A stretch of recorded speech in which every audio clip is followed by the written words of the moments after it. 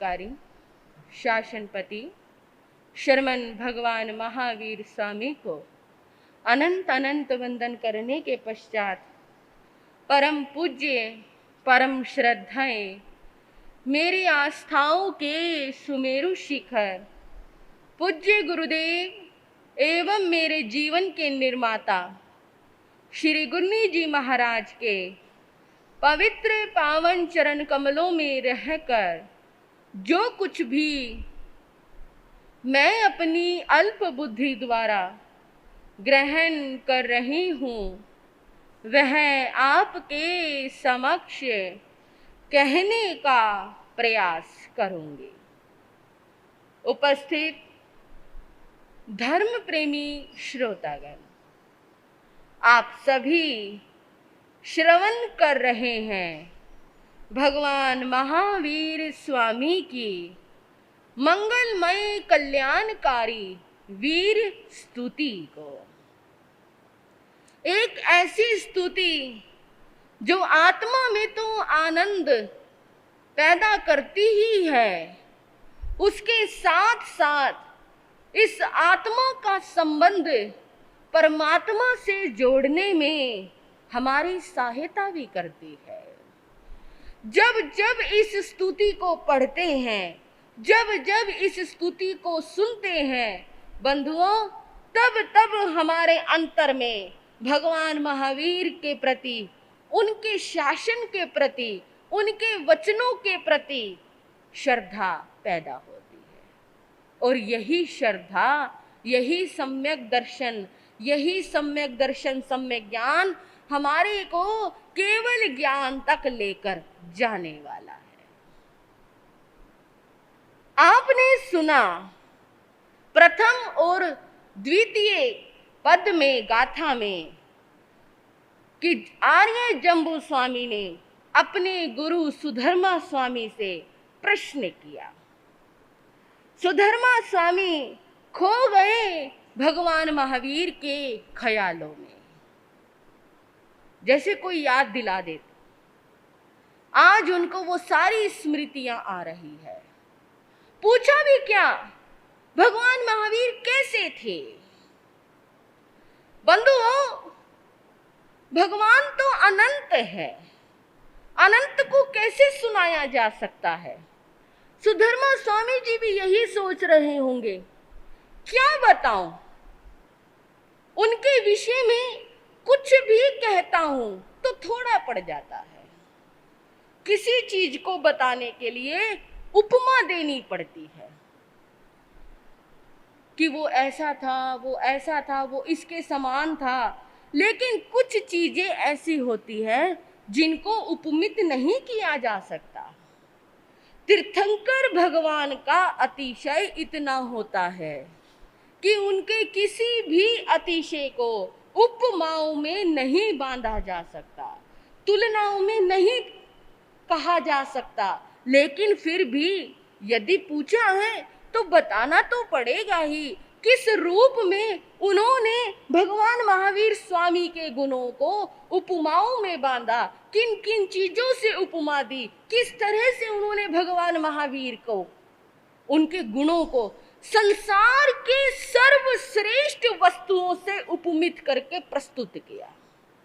संसार में जिसके समान कोई श्रेष्ठ ना हो, ऐसी वस्तुएं ढूंढ ढूंढ कर लाए सुधर्मा स्वामी उपमा देने के लिए।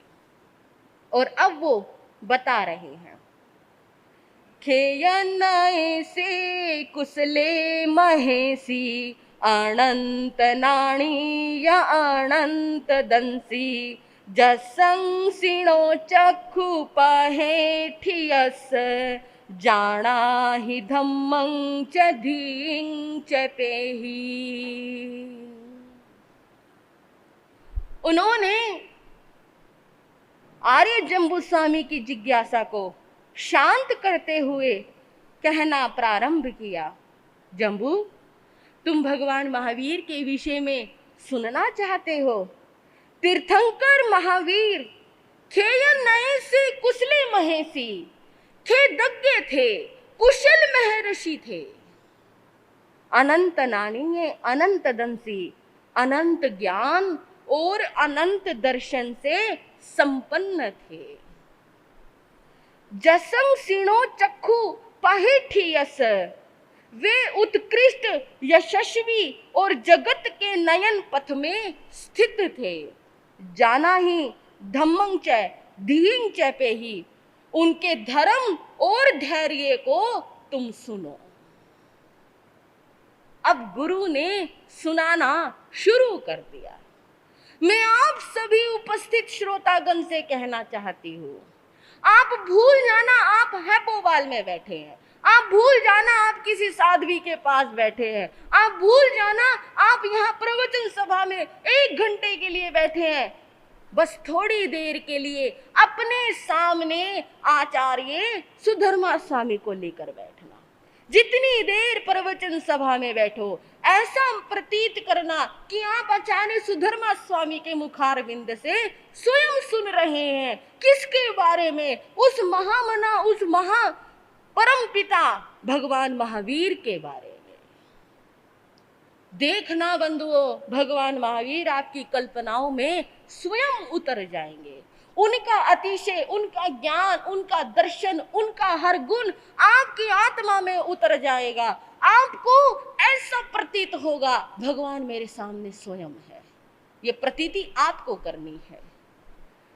मैं तो सिर्फ एक माध्यम हूं, ये कल्पना आपको करनी है। भगवान को स्वयं अपने सामने लेकर आना है। जब महावीर आपकी आंखों में बस गए ना, कि संसार की कोई भी वस्तु देखने की इच्छा नहीं होगी, किसी और को पाने की इच्छा नहीं होगी, क्योंकि जिसने महावीर को पा लिया, जिसने महावीर को देख लिया, उसने फिर अपनी आंखों पर पट्टी बांध ली कि अब बस मुझे कुछ नहीं देखना। ऐसे हैं भगवान महावीर। उनका पहला गुण उन्होंने बताया। तीर्थंकर महावीर खेदज्ञ थे। अब एक एक गुणों की चर्चा करेंगे। बंधुओं, खेदज्ञ का अर्थ है समस्त जगत के प्राणियों के दुखों को जानने वाला। देखो, पहला गुण उन्होंने क्या बताया। इंसान की विशेषता क्या होती है? वो कितना अमीर है, कितना पैसे वाला है, कितने बड़े घराने का है, ये उसकी विशेषता नहीं, ये उसके गुण नहीं है, ये उसकी पहचान नहीं है। उसकी पहचान होती है उसके अंदर के गुणों से। और उसके गुण क्या होते हैं? करुणा, दया, विनय। वो कितना पढ़ा लिखा है, कितना समझदार है, ये उसके गुण होते हैं। सब कुछ गुण हो लेकिन अंदर भीतर में करुणा ना हो, तो फिर वो भी ना के बराबर, खत्म के बराबर है। इसलिए उन्होंने सबसे बड़ा गुण जो एक इंसान में होना चाहिए, सबसे पहले उस गुण को लिया कि भगवान महावीर संसार के समस्त जगत के प्राणियों के दुखों को जानने वाले थे। लोक को तो जानने वाले थे ही थे, जगत के दुखों को भी जानने वाले थे। ये सबसे बड़ी विशेषता थी। दूसरी बात और मैं आपको बताऊं, उन्होंने ऐसा क्यों कहा। एक तो होता है जानना। आपको पता है पड़ोसी बीमार है, आपको पता है पड़ोसी दुखी है, आपको पता है पड़ोसी परेशान है, उसने खाना नहीं खाया, उसके घर में चूल्हा नहीं जला क्योंकि उसके घर में पैसों का अभाव है। जान लिया। कुछ किया? हाँ जी बहनों, कुछ किया? हाँ जी भाइयों, कुछ नहीं किया। मुंह ढका, सो गए। हमें क्या लेना देना, दुनिया फिरती है ऐसे। दुनिया है गरीब, दुनिया भूखी सोती है, किस किस को खाना खिलाएंगे, किस किस को कपड़े पहनाएंगे। ये आजकल के इंसान की सोच है। लेकिन ये सोच भगवान महावीर की नहीं थी। उन्होंने सिर्फ जाना ही नहीं, उन्होंने उन दुखों को जानकर उसे दूर करने का भी संकल्प किया। यहां ये बताना चाहते हैं, एक तो जान लिया, देख लिया संसार दुखी है, और एक ये जाना देखा कि संसार बहुत दुखी है, मैं इनके दुखों को दूर करूं। बड़ा सुंदर मार्मिक प्रसंग आता है भगवान महावीर स्वामी के जीवन का। और ये प्रसंग उस समय का है बंधुओं, जब भगवान महावीर का जन्म भी नहीं हुआ था। मतलब जब उनका जन्म भी नहीं हुआ था तब उन्होंने सबसे पहला कष्ट, सबसे पहला दुख जाना था। किसका? अपनी माता का।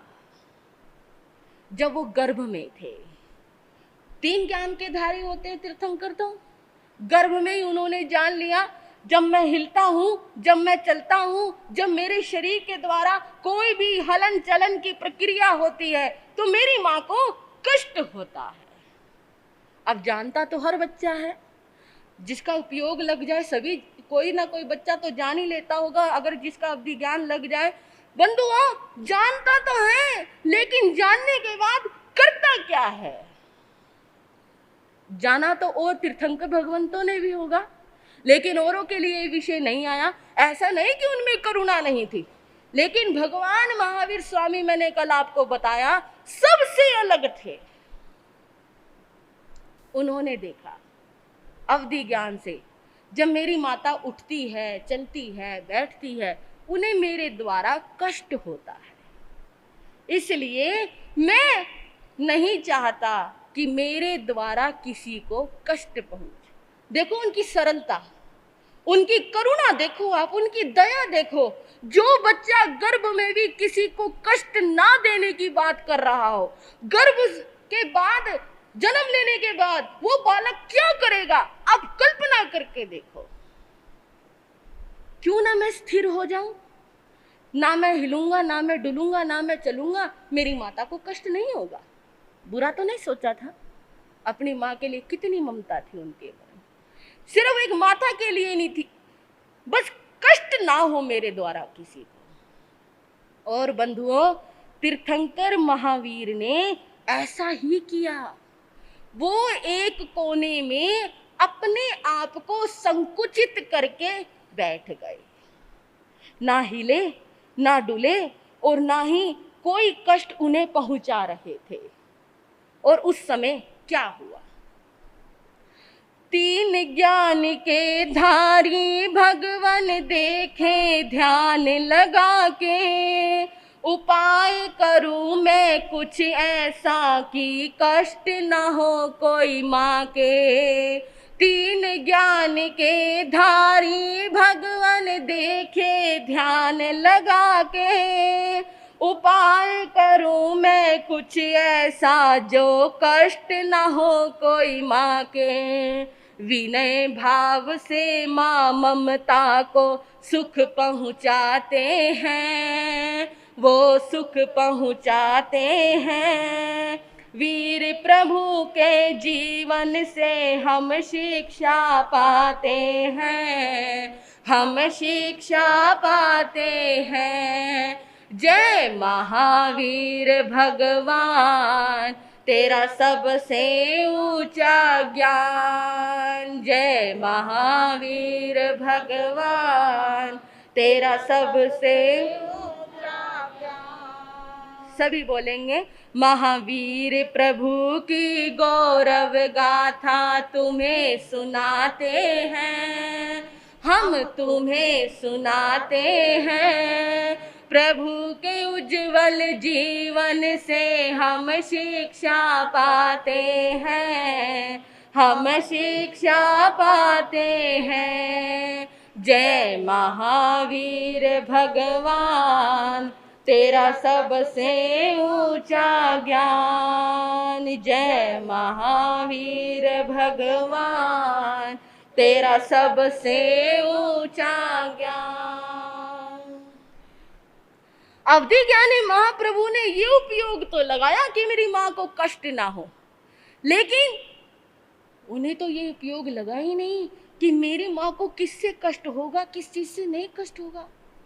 बस वो यही देख रहे थे, मेरे हिलने चलने से माँ को कष्ट होता है। स्थिर होकर बैठ गए, लेकिन फिर क्या घटना घटित हुई? माता त्रिशला परेशान हो गई। जब भी उठती, जब भी बैठती, जब भी चलती, जब भी सोने की प्रक्रिया करती, कोशिश करती, उसको शिशु हिलता हुआ, डुलता हुआ, चलता हुआ प्रतीत नहीं होता, अनुभव नहीं होता। और माता को इस बात की चिंता हो गई। माता चिंता चिंता में आर्त ध्यान करने लगी, रोने लगी, हाय मेरे बच्चे का किसी ने हरण कर लिया, हाय मेरे बच्चे को कुछ हो गया, पता नहीं मेरा गर्भ गिर गया, क्या हो गया, नष्ट हो गया, हाय मेरे बच्चे को क्या हो गया। सोच सोच कर वो माता ने खाना पीना छोड़ दिया, उसकी नींद खत्म हो गई और उन्होंने उनकी खुशियां खत्म हो गई, सारा ऐसा वातावरण हो गया। माता ना कुछ खाती हैं, ना कुछ पीती हैं, ना कुछ श्रेष्ठ पहनती हैं, किसी चीज में मन नहीं लग रहा। 3-4 दिन ये होता रहा। राजा सिद्धार्थ हैरान, वो त्रिशला महारानी को देख रहे थे। महारानी, मैं 3-4 दिन से देख रहा हूँ तुम बड़ी परेशान हो, आज से पहले तो बड़ी हंसती मुस्कुराती रहती थी, लेकिन क्या हुआ? तुम्हारा खाने में मन नहीं लग रहा, कुछ चीज पीने को मन नहीं कर रहा, पहनने को मन नहीं कर रहा, कुछ नया चाहिए तो वो बताओ, वो मंगवा दूं। तुम परेशान हो रही। माता त्रिशला रो पड़ी, स्वामी क्या बताओ, ऐसा प्रतीत होता है मेरा गर्भ ना हिल रहा ना चल रहा, वो हिलन चलन बंद हो गया है। मुझे ऐसा लगता है मेरे गर्भ का किसी ने हरण तो नहीं कर लिया, मेरा गर्भ गिर तो नहीं गया, मेरा गर्भ नष्ट तो नहीं हो गया। स्वामी मुझे बहुत चिंता हो रही है, हाय मेरे बच्चे को क्या हो गया। जैसे ही राजा सिद्धार्थ ने ये बात सुनी, सुनते ही हैरान हो गए।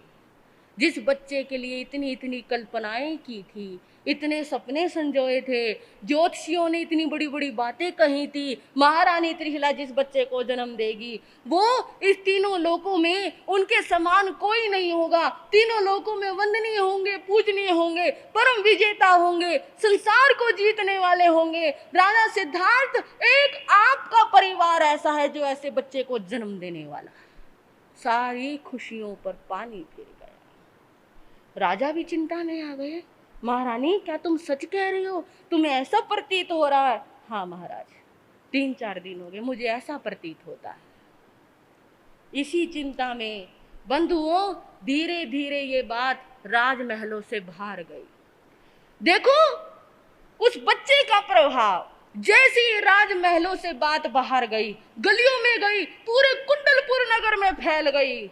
और इस बात का क्या प्रभाव हुआ, जैसे ये बात फैली, लोगों ने अपनी अपनी दुकानें बंद कर दी, व्यापार बंद कर दिए, बच्चों ने खेलना बंद कर दिया।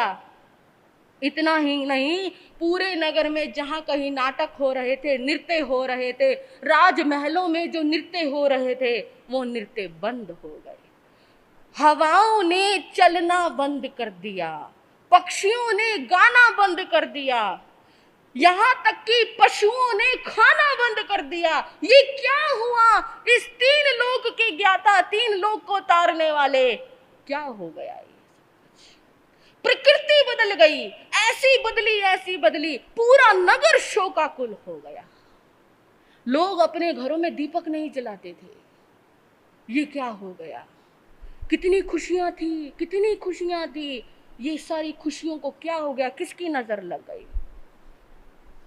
बंधुओं, जब ये वातावरण हुआ, सारा नगर शांत हो गया, लोग खाना नहीं खा रहे थे, राजमहलों में दीपक नहीं जल रहे थे, नृत्य गान नहीं हो रहा था, तब उस तीर्थंकर ने, उस गर्भस्थ शिशु ने दोबारा अवधि ज्ञान का प्रयोग किया, उपयोग लगाया, और क्या देखा?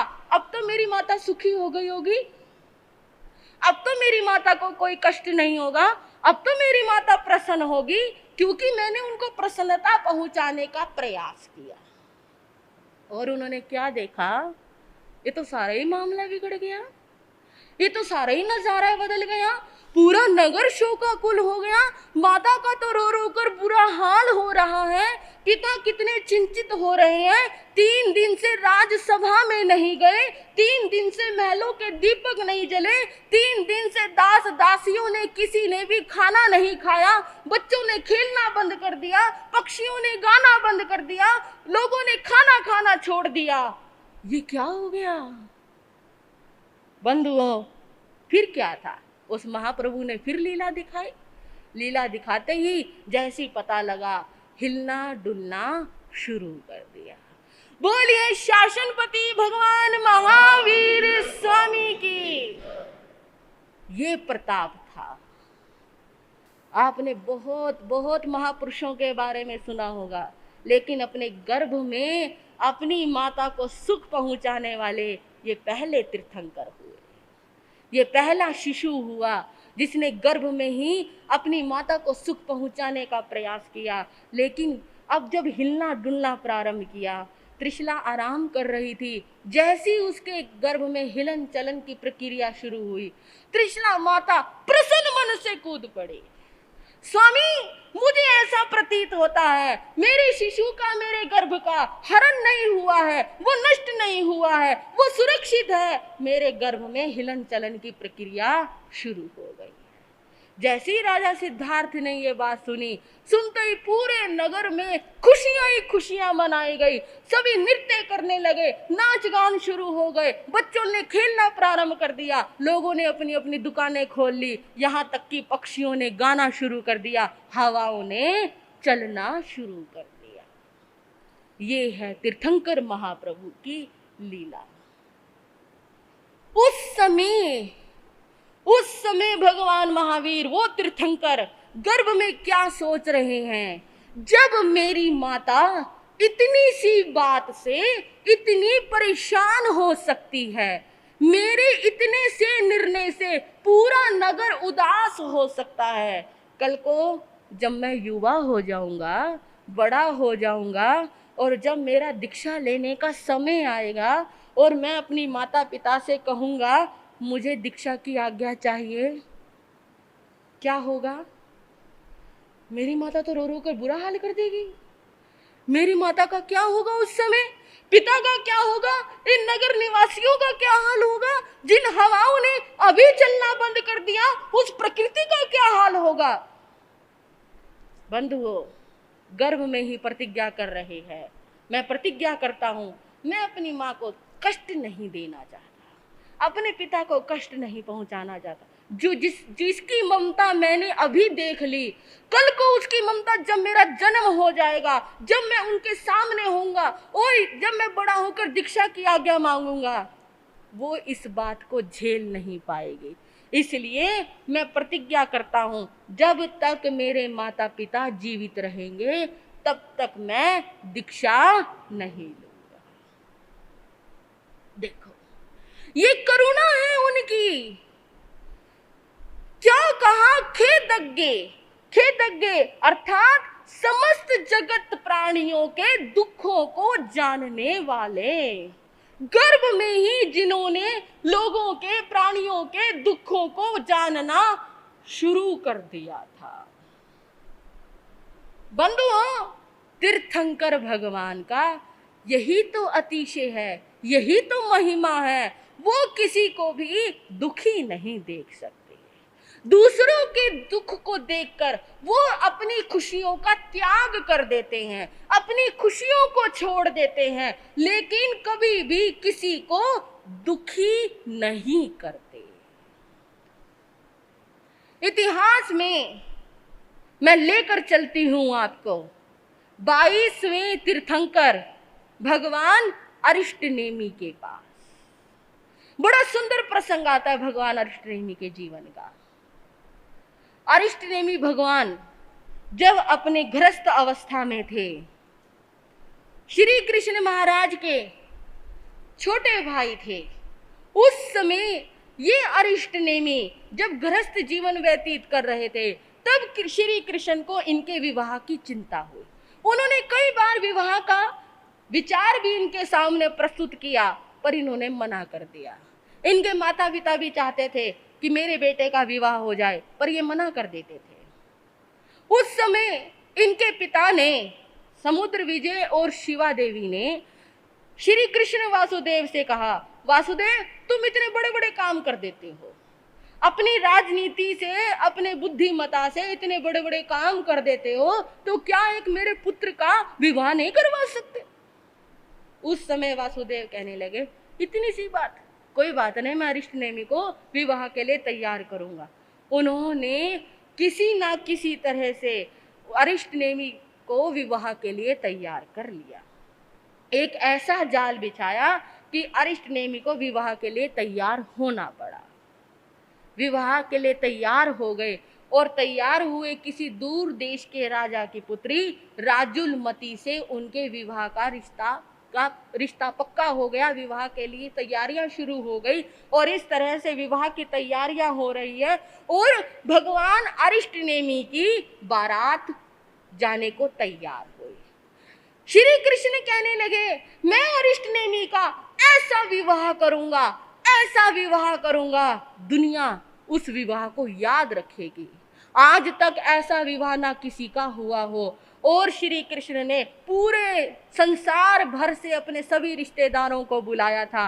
शास्त्रकार कथाकार तो यहां तक कह देते हैं 56 करोड़ बाराती आए थे। आजकल 56 बाराती नहीं जाते। कल्पना कर सकते आप 56 करोड़ बारातियों की? ये तो सिर्फ श्री कृष्ण जी के पक्ष के थे, अभी तो लड़की वालों के हमने गिने ही नहीं।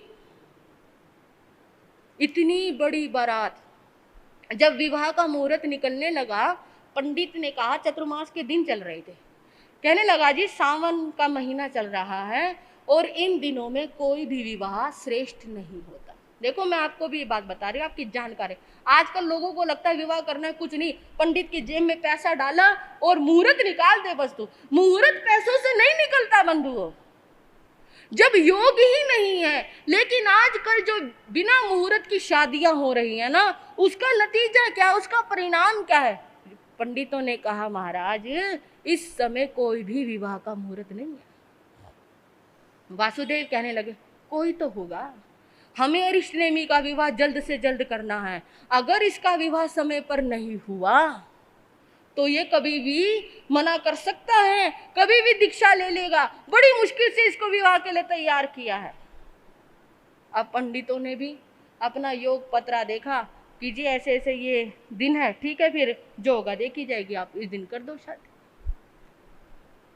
शादी की तैयारियां हो रही थी, बारात चलने को तैयार हो गई, लेकिन जब बारात जा रही थी शगुन अच्छे नहीं हो रहे थे।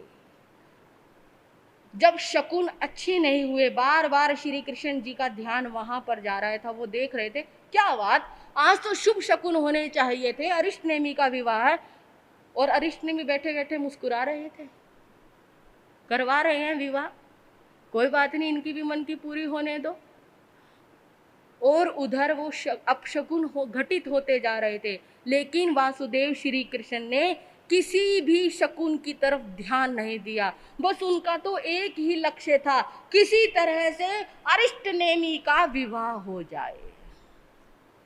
बंधुओं, बारात जा रही है, 56 करोड़ बाराती अरिष्टनेमी की उस बारात में नाचते गाते शोभा के साथ जय जयकार करते हुए ढोल बाजों के साथ उनकी बारात जा रही थी। लेकिन क्या बारात पहुंचती है तो क्या विवाह होता है? उस समय इस तीर्थंकर ने कौन सा इतिहास कायम किया और एक ऐसा इतिहास रच दिया जो स्वर्णिम अक्षरों में लिखा गया। बंधुओं, वो क्या इतिहास होगा? और जो भी घटना घटित हुई उसके पीछे क्या कारण था? क्या वास्तव में जो पंडितों ने कहा था सावन के महीने का कारण था? क्या कारण था? और सनातन धर्म में भी इसका क्या महत्व है, आपको कल बताऊंगी कि सावन के महीने में विवाह करने का नुकसान क्या होता है। सुनेंगे अगले समयों में। आज इतना ही कहकर मैं अपने विषय को विराम देती हूँ। अब श्री गुरनी जी महाराज के मंगलमय वाणी आप सभी श्रवण करेंगे। बोलिए भगवान महावीर स्वामी की।